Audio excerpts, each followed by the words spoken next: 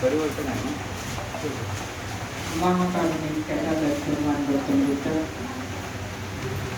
सम्राट Ashok Bodhisattva doctor Babasaheb Ambedkar यांच्या विचारांना त्यागांना विनम्र अभिवादन. ती बुद्धिस्ट सोसायटी ऑफ इंडियाच्या महाउपासिका आदरणीय मीराबाई आंबेडकर यांना व त्यांच्या ऐश्वर्याने करणाऱ्या धर्मकार्याला सुद्धा माझं प्रणाम.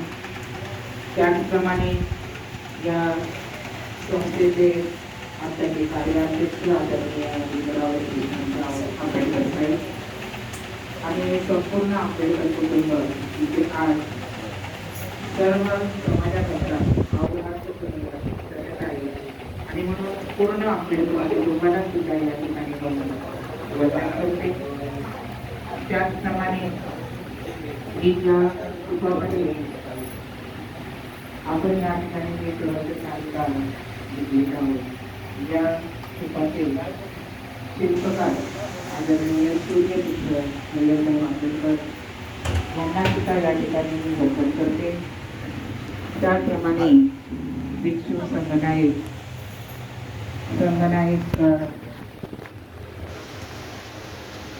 जी संघपालवी आणि त्याचप्रमाणे या ठिकाणी त्यांचा पूर्ण संघ त्यांना सुद्धा मी त्यांचा प्रणाम करते. त्याचप्रमाणे या ठिकाणी आज उपस्थित असणारे कार्यकर्ते मुंबई प्रदेशचे अध्यक्ष आदरणीय विलासराव वानखेडे साहेब, त्याचप्रमाणे महाराष्ट्राचे प्रभारी भिकाजी कांबळे साहेब, अशोक केदारे साहेब सरचिटणीस महाराष्ट्र राज्य, विलास वानखेडे साहेब अध्यक्ष, प्रदीप कांबळे या चैत्यभूमीचे व्यवस्थापक, DM आचार्य जे संस्थाचे प्रमुख आहेत, सुनील बनसोडे मुंबई प्रदेशचे सचिव आहेत, कार्यालय सचिव आहेत, तानाजी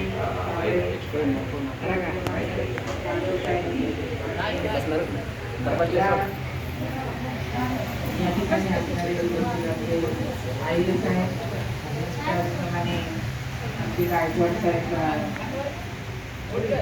गायकवाड बरेच जण या ठिकाणी आहेत. त्याचप्रमाणे आता उपस्थित झालेले राष्ट्रीय उपाध्यक्ष आदरणीय SP भंडारी साहेब या ठिकाणी उपस्थित झालेले त्यांना सुद्धा या ठिकाणी मी जयनीत करते. या ठिकाणी सर्व शाखांमधून झोनमधून जे कार्यकर्ते आलेले आहेत त्या सर्व कार्यकर्त्यांना आणि या ठिकाणी उपस्थित असणाऱ्या माझ्या सर्व बौद्धाचार्य वर्ग या ठिकाणी उपस्थित आहेत. सर्व शील संपन्न श्रद्धा संपन्न माझे धम्म उपासक धम्म भगिनी सर्वांना माझा क्रांतिकारी जय हिंद.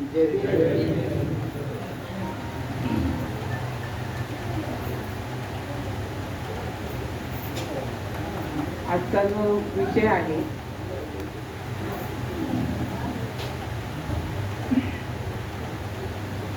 जो या ठिकाणी मला विषय दिलेला आहे तो बौद्ध लेणी, शिलालेख व स्तंभलेख हा विषय या ठिकाणी दिलेला आहे. बौद्ध संस्कृतीच्या ऐतिहासिक पाऊलखुणा की ह्या बौद्ध लेणी, शिलालेख आणि स्तंभलेख हा विषय की हा ऐतिहासिक पाऊलखुणा आहे. इसवी सन 2ऱ्या शतकापासून गुहामध्ये की जे संघ होता तथागत भगवान बुद्धांचा तो निवास करत होता. पण इसवी सन 4थ्या शतकानंतर ते 10व्या शतकापर्यंत बौद्ध धम्म सर्व क्षेत्रामध्ये सर्वोच्च शिखरावरती पोचलेला होता. असा हा बौद्ध धम्म की ज्या धम्मामध्ये तथागत भगवान बुद्धांनी 84,000 स्कंद सांगितले होते आणि हे 84 स्कंद त्या काळामध्ये भिक्षूंनी मुखवधित केलेले होते. म्हणजे अशा प्रकारे की या धम्माची चांगल्या प्रकारे भरभराट झाली होती आणि तो सर्वोच्च शिखरावरती गेलेला असा धम्म त्या काळामध्ये शिल्पकला, चित्रकला आणि स्थापत्यकला ह्या होत्या. आजच्यासारखी त्यावेळेला बुद्ध विहाराची जी निर्मिती केली जाते ती त्या काळामध्ये नव्हती. त्या बौद्ध धम्मामध्ये ती लेणी गुंफा निर्माण करण्याची संकल्पना त्या काळापासून उदयास आलेली होती. आणि म्हणून की जो संघ तथागत भगवान बुद्धांचा जो संघ होता, तो संघ ज्या वेळेला धम्म प्रचार आणि प्रसार करण्यासाठी की अनेक नगरांमधून, राज्यांमधून, खेडोपाडी गावांमधून ज्या वेळेला की प्रत्येक सीझनमध्ये, मग उन्हाळा असो, पावसाळा असो, हिवाळा असो, या प्रत्येक सीझनमध्ये तो पायी जायचा आणि त्या ठिकाणी धम्माचा प्रचार आणि प्रसार करत असायचा. तर धम्माचा प्रचार आणि प्रसार करत असताना की पावसाळ्याच्या काळामध्ये या बौद्ध भिक्षूंना अतिशय त्रास सहन करावा लागत असतो. कारण की पूर्वी या भारताला जम्बूद्वीप म्हणून संबोधलं जात होतं आणि ह्या जम्बूद्वीपामध्ये की शेतकी प्रधान हा देश असल्यामुळे त्यावेळेला की संघाचा एक नियम असतो, तो आजही आपण पाहतो की जो संघ ज्यावेळेस की भिक्षाटनासाठी किंवा धम्मप्रचारासाठी ज्यावेळेस निघतो त्यावेळेला तो एका लाईनीमध्ये चालत असतो, एका पाठोपाठ एक असे चालत असतात. कुठल्याही प्रकारचा गोंधळ नसतो. की त्यांची मुद्रा जी असते ती अतिशय शांत आणि खूप छान प्रकारे त्यांचं ते नियोजन असतं आणि तशा प्रकारे ते जात असतं. हे आजही आपल्याला चैत्यभूमीला ज्यावेळेस संघ बसतो आणि ज्या वेळेला संघाला भिक्षाटनासाठी बाहेर घेऊन जातात त्यावेळेला आपण ते दृश्य आजही या ठिकाणी पाहतो. अशा प्रकारे की हा संघ ज्या वेळेला पावसाळ्यात फिरत असायचा, तो पावसाळ्यात फिरत असताना त्यांना त्यावेळेला खूप त्रास या गोष्टीचा व्हायचा की त्यांचे चिवरही भिजायचे. दुसरी गोष्ट की पावसाळ्यामध्ये की शेतामध्ये धान्य असायचं, त्याच प्रकारे या पावसामध्ये की जीवाणू नवीन जन्माला येतात त्याची सुद्धा हानी होत असे. आणि मग या सर्वच गोष्टींसाठी त्यावेळेला की ही संकल्पना उदयास आली की त्यांना निवारा हवा होता. आणि काही काळानंतर तथागत भगवान बुद्धाच्या संघामध्ये वर्षावास हा चालू झाला होता. वर्षावास याकरता की हे सगळं अपत्य संकट हे टाळण्यासाठी वर्षावास चालू झाला. आणि वर्षावास चालू झाल्यामुळे की त्यावेळेला ती संकल्पना की त्यांचे जे भिक्षू असायचे त्या भिक्षूंचे जे श्रद्धावान उपासक असायचे ते उपासक भिक्षू यांनी मिळून त्यावेळेला ही गुहा तयार केल्या आणि त्या ठिकाणी भिक्षूंचं निवासस्थान राहण्यासाठी की त्याला संघ आराम असं सुद्धा म्हटलं जातं किंवा भिक्षू निवास असंही म्हटलं जातं. विहार सुद्धा, कारण विहार याकरता म्हटलं जातं की त्या ठिकाणी भिक्षूंचं विहार म्हणजे वास्तव्य त्या ठिकाणी असतं असंही म्हटलं जातं. आणि म्हणून त्या ठिकाणी सगळ्यात प्रथम ही कल्पना उदयास आली आणि मग गुहा तयार झाल्या. गुहा तयार झाल्यानंतर अनेक बनते त्या ठिकाणी ती आपापलं निवासस्थान करून त्यांचं आसन तयार करून त्या ठिकाणी राहू लागले. राहिल्यानंतर की अनेक जे श्रद्धावान उपासक होते, राजे होते, व्यापारी होते, हे त्यांच्या भेटीला त्यावेळेला त्या ठिकाणी यायचे. आणि मग त्याच कल्पनेतून की लेणी हा प्रकार की लेणीमध्ये की स्तूप असला पाहिजे आणि स्तूपा की ते सभागृह तयार झालं. अशा प्रकारे हे सभागृह जे तयार झालेलं आहे त्याला चैत्यगृह म्हटलं जातं. या चैत्यगृहामध्ये बौद्ध धर्मातील प्रार्थना, उपासना, त्याचप्रमाणे जे प्रवचन हे व्हायचं त्यासाठी ते सभागृह त्या ठिकाणी त्यांनी कोरीव काम झालेलं आहे. आणि हे कोरीव काम झाल्यानंतर की या सभागृहामध्ये की जो केंद्रबिंदू असतो, पूजेचा जो केंद्रबिंदू आहे तो केंद्रबिंदू म्हणजे स्तूप असतो आणि त्या स्तूपाला केंद्रबिंदू मानून त्या ठिकाणी पूजा, प्रार्थना, उपासना ही केली जात असायची. त्याचप्रमाणे की तो स्तूप जो बांधला जातो तो सभागृह जो बांधला जातो त्या सभागृहाला सुद्धा की अतिशय सुंदर अशी कमनीय अशी अवस्था असते. आणि त्याच प्रकारे की या स्तूपाच्या भोवती की काही जे खांब तयार केलेले असतात, जे खांब आहेत त्याला देखील की स्तंभ म्हटलं जातं. हे अनेक खांब तयार केले जातात आणि तो सभागृह ज्यावेळेस तयार होतो त्या सभागृहामध्ये की प्रदक्षिणा करण्यासाठी जे बाहेरून लोक आलेले असतात, जे उपासक आलेले असतात, त्यांना सुद्धा कुठल्याही प्रकारची अडचण न होता त्यांना सुद्धा त्या ठिकाणी प्रदक्षिणा घालता येईल अशा प्रकारची व्यवस्था केलेली असते. ह्या लेण्यांमध्ये प्रामुख्याने आपल्याला पाहायला मिळतं की या लेण्यांमध्ये सुद्धा की कोरीव काम झालेलं आहे, की जे खरोखर काही उपासक जे श्रद्धावान होते ते आणि भंतीजी यांनी मिळून त्यावेळेला या लेण्यांमध्ये की तथागत भगवान बुद्धांच्या जीवनातील जे प्रसंग आहेत ते प्रसंग त्या ठिकाणी कोरलेले आहेत. ते प्रसंग इतके मनमोहक आणि सुंदर असतात. ते पाहत असताना की आपल्याला ही गोष्ट जाणवते की ती जी चित्रकला त्या ठिकाणी सादर केलेली आहे ते प्रसंग की भगवान बुद्धाच्या जीवनातले जे प्रसंग त्या ठिकाणी उभे केलेले आहेत त्या प्रसंगांना सुद्धा की अतिशय मनमोहक करण्याकरता की रंगरंगोटी म्हणजे ती चित्रकला रंगामध्ये सुद्धा ती त्या ठिकाणी केलेली आहे.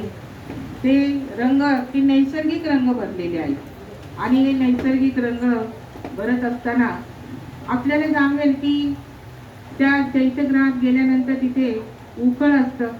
त्या उखळामध्ये ही नैसर्गिक रंग तयार केले जातात. त्याचप्रमाणे की उखळाचा उपयोग की त्या ठिकाणी जे भंतेजी राहत असायचे त्यांच्यासाठी जे औषध उपचार करावे लागायचे त्यासाठी सुद्धा या उखळाचा उपयोग की त्याच्यामधून औषध तयार करणं अशा प्रकारे या उखळाचा उपयोग त्या ठिकाणी केला जायचा. या लेण्यांमध्ये आपण ज्या वेळेला जातो त्यावेळेला प्रामुख्याने आपल्याला एक गोष्ट की लेण्यांमध्ये पाण्याचे कुंड सुद्धा त्यांची बाहेर असतात आणि साहजिकच आहे की तिथलं वातावरण जे आतलं असतं ते अतिशय थंड असतं आणि खूप चांगल्या प्रकारचं असतं की जेणेकरून तिथे गेल्यानंतर एक चित्ताची एकाग्रता होऊ शकते. अशा प्रकारचं पोषक वातावरण त्या ठिकाणी आपल्याला पाहायला मिळतं. म्हटलं जातं आपण इतिहास ज्या वेळेला वाचतो त्यावेळेला इतिहासामध्ये की तथागत भगवान बुद्धांचं महापरिनिर्वाण झाल्यानंतर की प्रथम 8 जे स्तूप होते हे स्तूप त्यांच्या ती शारीरिक धातू जे होते याच्यावरती बांधले होते आणि 2 स्तूप बांधले गेले. ही रक्षा होती त्या राखेवरती एक स्तूप बांधला गेला. त्याचप्रमाणे कोळसा होता त्यांना अग्नी दिला आणि त्या अग्नीचा जो कोळसा राहिलेला होता त्या कोळशावर स्तूप बांधला होता. म्हणजे एकूण 10 स्तूप बांधले गेलेले होते. पण इतिहास आपण ज्यावेळेस वाचतो त्यावेळेला सम्राट अशोकाच्या काळामध्ये सम्राट अशोकाने ही स्तूप उत्खनन करून पुन्हा की 84,000 स्कंदनाचा जो धम्म आहे तो धम्म सांगण्याकरता 84,000 स्तूप सम्राट अशोकाने बांधले गेलेले आहेत. तितक्या लेण्या त्यांनी तयार केलेल्या आहेत. या लेण्या ज्या आहेत त्या लेण्यांमध्ये सुद्धा आपल्याला या सर्व गोष्टी पाहायला मिळतात ज्या वेळेला आपण तिथपर्यंत जातो.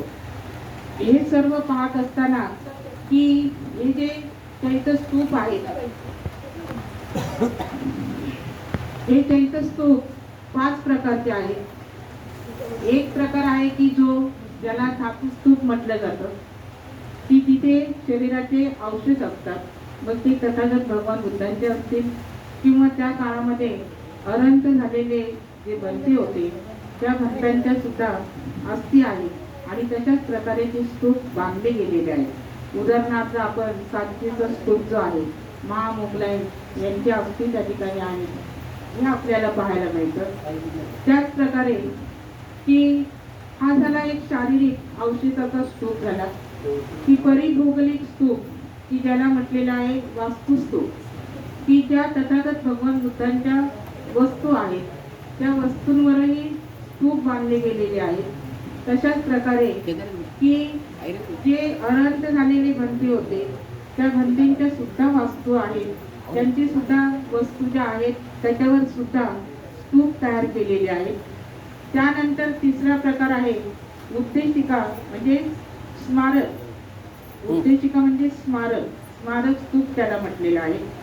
हे उद्देशिका स्तूप म्हणजे स्मारक स्तूप जे आहे ते भगवान बुद्धांच्या आयुष्यातील ज्या ज्या ठिकाणी की ज्या महत्त्वाच्या घटना घडलेल्या आहेत त्या घटना घडल्यानंतर त्या ज्या ठिकाणी ते स्तूप जे तयार झालेले आहेत, उदाहरणार्थ लुंबिनी, बुद्धगया, सारनाथ, कुशीनगर इत्यादी ठिकाणी की जिथे तथागत भगवान बुद्धांची पावलं लागलेली आहेत, त्यांच्या जीवनातले महत्त्वाचे प्रसंग त्या ठिकाणी झालेले आहेत, त्या ठिकाणी सुद्धा जे स्तूप आहेत त्याला उद्देशिका म्हणजे स्मारक स्तूप म्हटलेलं आहे। प्रतिमात्मक स्तूप ज्याला म्हटलेलं आहे ते बौद्ध तत्वज्ञानाच्या आध्यात्मिक प्रगतीचे विविध पैलू दर्शविण्यासाठी हे स्तूप बांधले गेलेले आहे।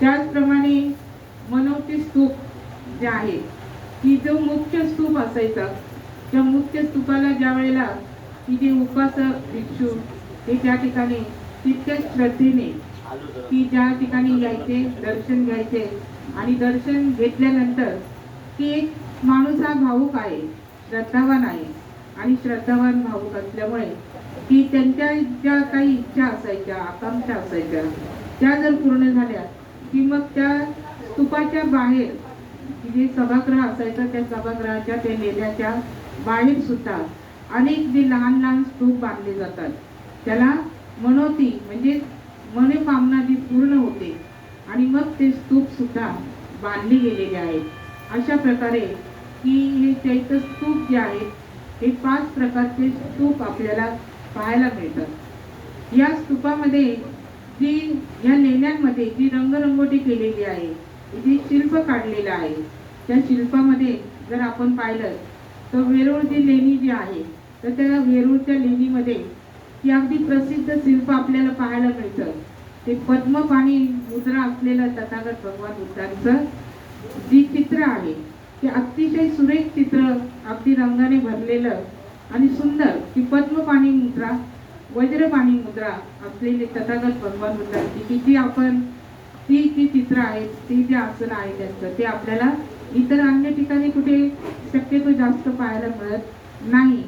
पण ते जे शिल्प आहे ते इतकं सुंदर आणि मनमोहक आहे की आजही आपण पाहतो की कित्येक चित्रकार त्या ठिकाणी जाऊन त्या ठिकाणचं जे चित्र जे आहे ते जे शिल्प आहे की जे तथागत भगवान बुद्धांनी हातात घेतलेलं पद्मपाणी म्हणजे पद्म म्हणजे कमळ, हे कमळ हातामध्ये घेतलेलं आहे आणि त्यांचा चेहरा तितकाच करुणामय झालेला आहे आणि तशा प्रकारे की त्यांच्या डोक्यावरती हिरे जडजडीत मुकुट असा आहे, अंगावरती दागिने आहेत, त्याचप्रमाणे की ते कमळ हातामध्ये असलेलं ते शिल्प, हे शिल्प जी आहेत, ही शिल्प जी तयार केलेली आहेत ह्या शिल्पामधून धम्माचा संदेश दिला जातो की ज्याप्रमाणे कमळ चिखलामध्ये असतं पण तरी सुद्धा त्याचं जे सौंदर्य आणि त्याचं जे उमलणं त्याच्यामध्ये असणारा निर्मळपणा जो आहे हा तथागत भगवान बुद्धांना की भावलेला आहे।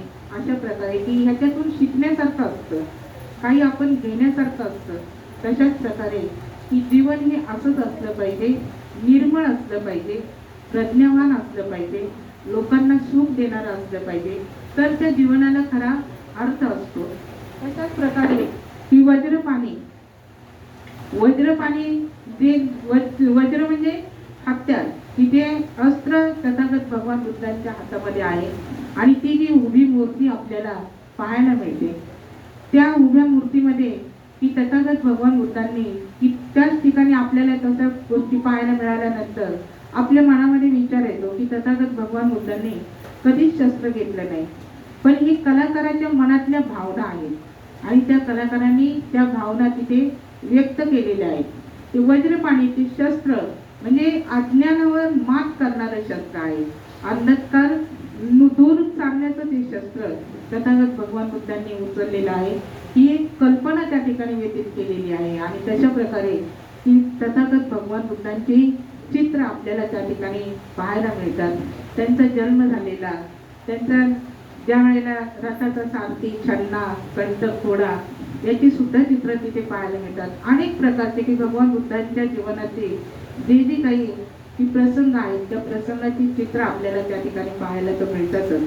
पण त्याचप्रमाणे या लेण्यांमध्ये आपल्याला की शिलालेख जे आहे, ज्याला की शिलालेख म्हणजेच की दगडावरती कोरलेलं, की जो दगड आहे, जो खडक आहे, की इतक्या कठीण खडकावरती कोरलेले जे शिलालेख आहेत, हे लेख की त्या काळामध्ये ज्या वेळेला की जी प्राकृतिक भाषा होती, जी ब्रह्मी लिपी होती, त्याचप्रमाणे पाली भाषा होती, खारोष्टी भाषा होती, या भाषेमध्ये तिथल्या त्यावेळेच्या प्रचलित भाषेमध्ये त्याच्यावरती ही बौद्ध धम्माची तत्व त्या ठिकाणी कोरलेली आहेत.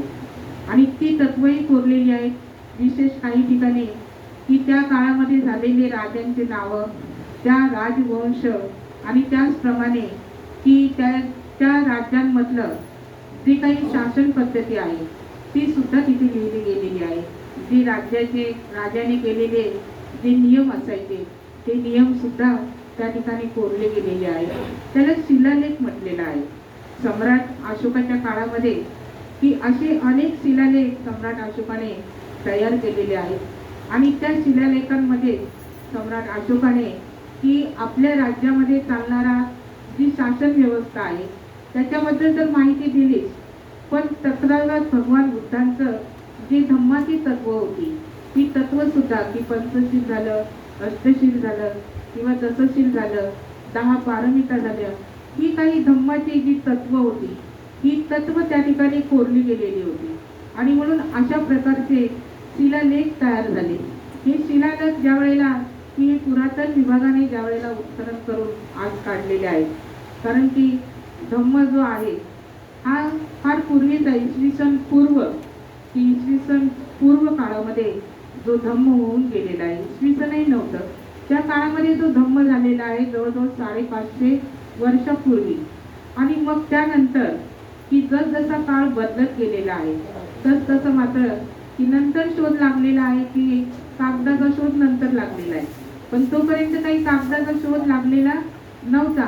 पण त्यांना जे काही वचनं होती तथागत भगवान बुद्धांची, ती वचनं त्यांनी जी कोरून ठेवलेली आहेत, हा इतिहासाचा जो वारसा आहे तो आज आपल्याला पाहायला मिळतो. की ज्या ज्या ठिकाणी उत्खनन होतं त्या ठिकाणी तथागत भगवान बुद्धांचे शिलालेख म्हणा, मूर्त्या म्हणा किंवा त्या काळची भांडी, हे सर्वच गोष्टी आपल्याला की आपण पाहतो की अनेक पेपरमध्ये सुद्धा येतं, बातम्यांमध्ये सुद्धा येतं की अमुक ठिकाणी खोदकाम झालं तर तिथे या वस्तू सापडल्या. म्हणजे ही बुद्धाची भूमी.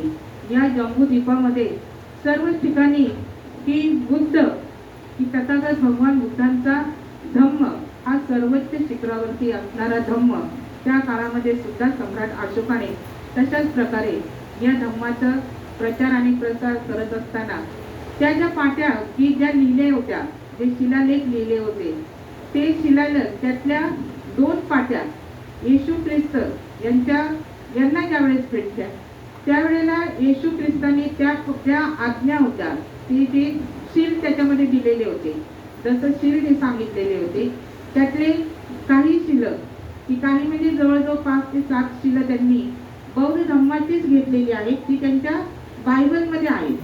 आणि म्हणून आपल्याला की ती घेताना त्यांनी काय सांगितलं की मला हे देवाने दिलेल्या आज्ञा आहेत, मला या 2 पाट्या ज्या मिळालेल्या आहेत, या 2 पाट्या ज्या आहेत या देवाने पाठवलेल्या ज्या आज्ञा होत्या ते या पाट्यांवरती लिहिल्या गेलेल्या आहेत आणि ते मला मिळालेलं आहे. पण तसं नाही आहे.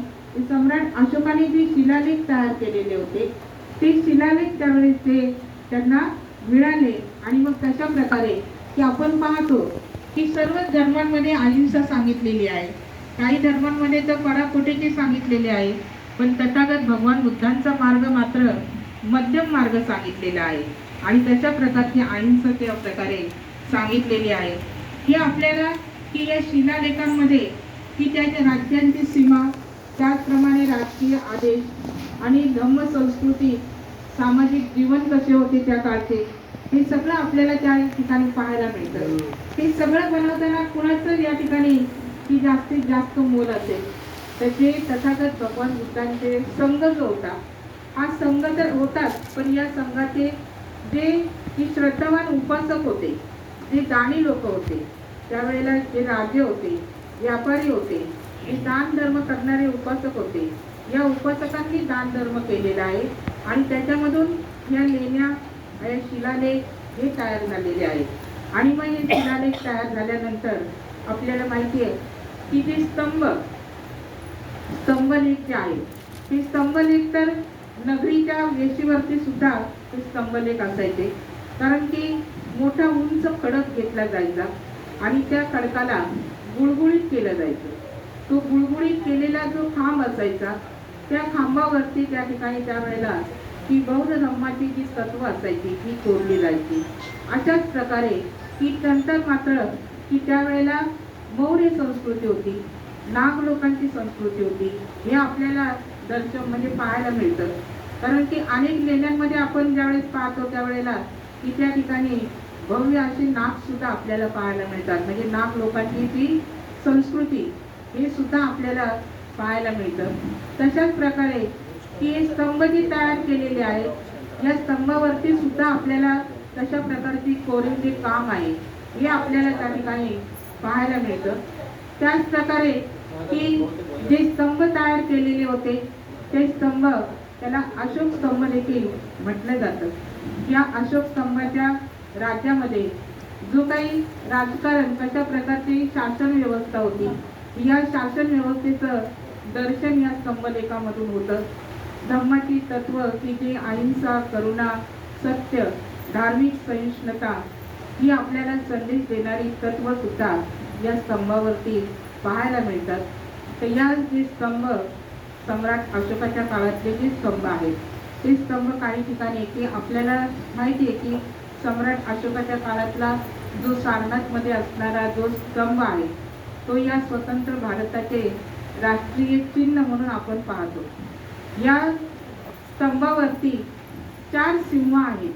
हे 4 सिंह तोंड उघडे करून 4 दिशांना आहेत. या स्तंभाची काही सांकेतिक भाषा आहे. या स्तंभाचं ज्यावेळेस आपण वर्णन करतो, ज्यावेळेला तो पाहतो, त्यावेळेला या स्तंभावरती असणारे जे 4 सिंह 4 दिशांना जी त्यांनी गर्जना, की सम्राट अशोकाने धम्माच्या बाबतीत जी केलेली गर्जना, की जे सत्य आहे तेच लोकांपर्यंत सांगितलेलं आहे.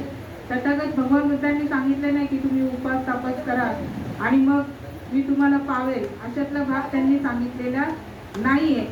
सत्य जे काही आहे, जे सत्य आहे ते आपण स्वीकारलं पाहिजे. आणि म्हणून या 4 सिंहाची निर्मिती ही बौद्ध धम्म हा सत्य आहे. आणि मग त्याने या 4ही दिशांना त्यावेळेस की आव्हान केलेलं आहे, म्हणजे निर्भयता आहे. त्या 4 सिंहाचं प्रतीक म्हणजे निर्भयता. कारण सत्य सांगायला कोणालाच घाबरायचं नसतं, कारण जे सत्य असतं त्याच्यावर आरूढ झाल्यानंतर की आपण त्याला कोणाला कधीच घाबरत नसतो. म्हणून ते जे चिन्ह आहे ते निर्भयतेचं प्रतीक आहे. त्याचप्रमाणे की जे अशोक चक्र आहे, त्याच्यामध्ये जे अशोक चक्र आहे हे 24 आऱ्यांचं आहे, की जे अज्ञानापासून आपल्याला विज्ञानाकडे नेण्याचा मार्ग दाखवतो. हा इतिहास आजही आपण सांगतो. 24 आऱ्यांचा जो इतिहास आहे हा प्रत्येक ते समुत्पाद याच्यामध्ये सांगितलेला आहे. आणि कारणाशिवाय काहीच घडत नाही, की कुठल्या गोष्टी ह्या पूर्ण परिपूर्ण धम्माचं एक सांकेतिक भाषा असणारं की 24 आऱ्यांचं जे चिन्ह त्या ठिकाणी आहे ते सुद्धा आपल्याला या स्वतंत्र भारताच्या निशाण जे आहे आज त्याच्यावरती झळकताना आजही आपल्याला या अशोक चक्र जे आहे हे पाहायला मिळते. म्हणजे अशा प्रकारे की जे सम्राट अशोकाची जो स्तूप आहे, या स्तूपाला 4 प्राण्यांचे टेकू दिलेले आहेत. हे 4 प्राण्यांचे टेकू म्हणजे की प्रत्येक 2 प्राण्यांच्या मध्ये एक चक्र असतं, की हे धम्मचक्र आहे. आणि हे धम्मचक्र गतिमान करण्यासाठी ते एक सांकेतिक की हे टेकू जे आहेत हे काही इतिहास वजा की हे आपल्याला प्रात्यक्षिक कशा प्रकारे की जो बैल आहे तर बैलाचं सुद्धा की ते सांकेतिक आपल्याला की सांगता येऊ शकतो. की तो इतिहास जो आहे की कपिलवस्तू नगरीमध्ये 7 दिवस अगोदर आषाढ पौर्णिमेच्या आधी वक्र मंगल दिन जो साजरा केला जायचा, शेतकऱ्यांचा उत्सव त्यावेळेस व्हायचा. आणि हा वृषभ, हा बैल म्हणजे मेहनती आहे, ताकदवान आहे. आणि त्याचप्रमाणे की त्याच्यामध्ये असणारी जी सहनशीलता आहे ही प्रत्येक व्यक्तीकडे असणं गरजेचं आहे. त्याचप्रमाणे ते बैल, की त्या बैलामुळे त्यावेळेला ती शेती नांगरली जात होती. त्यानंतर की जो हत्ती दाखवलेला आहे, हत्ती ही बौद्ध धर्मामध्ये बोधिसत्वाचं प्रतीक आहे. की बोधिसत्व ज्या वेळेला की आषाढ पौर्णिमेला महामायेला स्वप्न पडलं, त्यावेळेला महामायेच्या स्वप्नामध्ये बोधिसत्व प्रगट झाले. सफेद पांढरा शुभ्र हत्ती त्यावेळेस तो बोधिसत्वाच्या रूपामध्ये प्रगट झाला. आणि मग महामायेला म्हटले की मला शेवटचा जन्म घ्यायचा आहे, मला पृथ्वी तलावरती यायचं आहे. त्याचंही ते प्रतीक, तो इतिहास आहे. आणि त्याच्या पाठीमागे तो इतिहास असणारा ते बोधिसत्वाचं प्रतीक आपल्याला म्हणून सुद्धा पाहता येईल. त्याचप्रमाणे धम्माच्या मार्गाने जर आपण त्याच्याकडे जर पाहिलं तर धम्म हा कशा प्रकारे करुणेचा असला पाहिजे, हा कशा प्रकारे विनयशील असला पाहिजे. की ज्या वेळेला हत्ती चालतो, ज्या वेळेला हत्ती आपल्या मार्गावरून चालत असतो, त्यावेळेला की कोणी किती काही बोलो पण मात्र त्याचा मार्ग काही सुटत नसतो, कारण त्याचा मार्ग सत्याचा असतो. त्याला ज्या ठिकाणी जायचं असतं त्या ठिकाणी मात्र तो पोचत असतो. अशा प्रकारे सुद्धा आपल्याला त्याचा मथित अर्थ मिळू शकतो. तशाच प्रमाणे की नंतरचा प्राणी जो आहे तो प्राणी आहे की अश्व दाखवलेला आहे, की जो घोडा दाखवलेला आहे. अश्व म्हणजे घोडा, जो घोडा तो त्या ठिकाणी दाखवलेला आहे. तो घोडा सुद्धा असा आहे की घोड्यामध्ये चपळता आहे. आणि हा धम्म जो आहे, तथागत भगवान बुद्धांचा धम्म जो आहे हा त्या काळात सुद्धा अश्वगतीने धावत होता. आणि आजही की बोधिसत्व डॉक्टर बाबासाहेब आंबेडकरांनी ज्या वेळेपासून बौद्ध धम्म घेतला आणि तो आमच्यापर्यंत की जोपर्यंत पोचला नव्हता, पण त्यावेळेस समाजापर्यंत लोकांना त्याचा खरा अर्थ कळू लागलाय, तर आजही तो अश्वगतीने घोडदौड करत आहे. अशा प्रकारे हा जो अश्व आहे याचं ते प्रतीक आहे. त्याचप्रमाणे चौथं जे आहे की जो वाघ दाखवलेला आहे, जो वाघाचं चित्र आहे आणि मध्ये प्रत्येक दोन प्राण्यांच्या मध्ये चक्र आहे. की त्याच्यातून धम्म सुद्धा आपल्याला सांगता येतो. की धम्म अशाच प्रकारे की डॉक्टर बाबासाहेबांनी सांगितलेलं होतं, की जे बोधिसत्व डॉक्टर बाबासाहेब आंबेडकरांनी सांगितलं होतं की शिक्षण हे वाघिणीचं दूध आहे, की ते दूध ग्रहण केल्यानंतर कोणी डरकळल्याशिवाय राहणार नाही. तशाच प्रकारे की धम्माची जी सत्यावरती असणारी तत्व आहे, ती तत्व ज्या वेळेला लोक आत्मसात करतील त्यावेळेला या वाघासारखी डरकाळी फोडल्याशिवाय राहणार नाही, अन्यायाविरुद्ध बंड करून उठू शकतात. अशा प्रकारचे की धार्मिक एक चित्र, की अशा प्रकारे की ही धम्माची व्याख्या सुद्धा आपल्याला त्याच्यामध्ये पाहायला मिळते. अशा प्रकारे हा अशोक स्तंभ हे इतकं म्हणजे हे जे आपली पाऊल खुणा मी तुम्हाला सांगितलेले आहे की या बौद्ध इतिहासाच्या ज्या पाऊल खुणा आहेत, की हा इतिहास जो आहे हा इतिहासाचा वारसा हक्क या भारत भूमीला मिळालेला आहे. आणि आपल्याला कल्पना आहे की अनेक शास्त्रज्ञ होऊन गेलेले आहेत. त्यापैकी काही शास्त्रज्ञ की जेम्स फर्ग्युसन हे भारतीय बौद्ध लेणी व प्राचीन वस्तुकलेचा सखोल अभ्यास करणारे ब्रिटिश काळातील एक इतिहासकार होते. त्याचप्रमाणे जेम्स बर्जेस जे अजिंठा, वेरूळ, कारले, घाटे इत्यादी अनेक लेण्यांचे सर्वेक्षण संशोधन त्यांनी केलेलं आहे. त्याचप्रमाणे वॉल्टर बर्जेस अजिंठा लेण्यावरील जगप्रसिद्ध संशोधन त्यांनी केलेलं आहे. आणि तो कालखंड सुद्धा त्यांनी की तो कालखंड काय सांगितलेला आहे तो सुद्धा त्यांनी शोधलेला आहे. तशाच प्रकारे की डॉक्टर वासुदेव विष्णू मिर्शी त्यांनी सुद्धा शिलालेख आणि प्राचीन इतिहासाचे की त्या इतिहासाचं संशोधन करण्याकरता आपल्याला पाली लिपी लिहिणं जास्त महत्त्वाचं आहे. कारण त्याच्यावरती पाली लिपीचं कोरीव काम शिलालेखांवरती जास्तीत जास्त ठिकाणी पाहायला मिळतं. आणि ते पाली ज्यावेळेस आपल्याला येईल तर साहजिकच आहे की आपण त्याच्यावरती काय लिहिलेलं आहे, त्याच्यावरती कुठल्या राजांची नावं आहेत, कुठली शासन पद्धती आहे, कुठली संस्कृती आहे, कुठल्या काळातली आहे, हे आपण वाचू शकतो. अशा प्रकारचे ह्यांनी सुद्धा संशोधन केलेलं आहे. डॉक्टर हसमुख धीरजलाल सांकलिया यांनी सुद्धा पुरातत्व खात्यामधून संशोधनाचे अग्रगण्य सिद्धांत बौद्ध स्थळांचा अभ्यास सुद्धा त्यांनी केलेला आहे. अशा प्रकारचे जे अनेक प्रकारचे बरेचसे जे साहित्यिक इतिहासकार आहेत, या इतिहासकारांनी याच्यातून संशोधन केलेलं आहे. आणि म्हणून की हा आपला वारसा आहे, प्रत्येक भारतीय नागरिकाचा तो वारसा आहे की हे जे राष्ट्र पूर्वी सुद्धा बौद्ध होतं, आजही याच्यावरती ही बौद्ध निशाणाचाच झेंडा फडकत आहे. पण आजही भारत बौद्धमयच आहे म्हणायला हरकत नाही. आणि म्हणून ही बोधिसत्व डॉक्टर बाबासाहेब आंबेडकरांनी 14 एप्रिल 1956 साली जो आम्हाला धर्मांतरित केलेला आहे, आणि धर्मांतर केल्यानंतर आमचं सुद्धा कर्तव्य पडतं की प्रत्येक नागरिकाचं त्याचप्रमाणे की प्रत्येक बौद्ध बांधवांचं आज कर्तव्य आहे की हे जो इतिहासाकडून मिळालेला जो वारसा आम्हाला मिळालेला आहे, याचं जतन आम्ही केलं पाहिजे.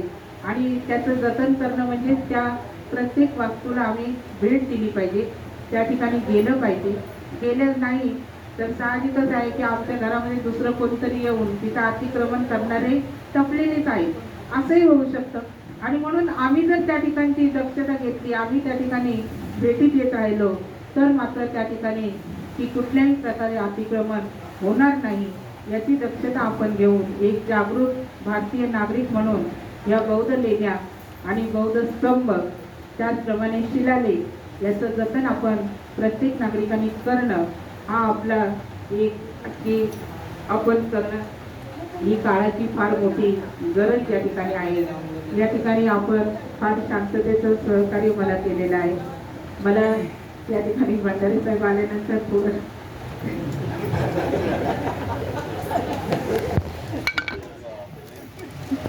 तरी सुद्धा कारण वेळेमध्ये विषय संपवणं आणि जो विषय दिलाय त्याच विषयाला न्याय देणं हा संस्थेचा एक नियम आहे.